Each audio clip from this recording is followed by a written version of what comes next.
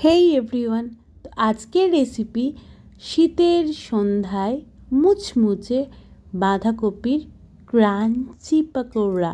তার জন্য আর কিছুই না, ঘরে যেটুকু অবশিষ্ট বাঁধাকপি থাকবে সেটা নিয়ে নিয়েছি। তার সাথে দুটো পেঁয়াজ আর একটু এই ধনেপাতা, আর তার সাথে কয়েক কোয়া রসুন আর একটু লঙ্কা। ব্যাস, তারপর আসছি মশলাপাতিতে। এরকম 1 চিমটি লবণ, একটু গোলমরিচ গুঁড়ো, একটু লাল লঙ্কার গুঁড়ো আর একটু চাট মশলা। তারপরে যেটা মেন জিনিস, বেসন, গণেশের বেসনটা দিয়ে দিয়েছি।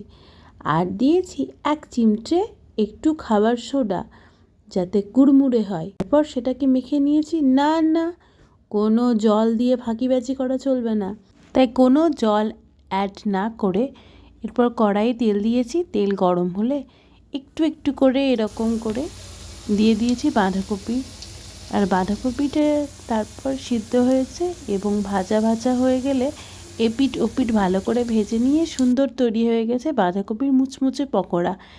আর এটা উপভোগ করতে হলে একটু কুয়াশা সন্ধে হলে বেশি ভালো, আর যদি নাও হয় এমনি শীতেও জমে যাবে। সঙ্গে বন্ধুদের আড্ডা, আর কি চাই। এবার জমলো তো শীতের সন্ধ্যাটা। তাহলে আর দেরি না করেই বছর শেষ হওয়ার আগেই ঝটপট বানিয়ে নিন আর উপভোগ করুন বাঁধাকপির মুচমুচে পকোড়া।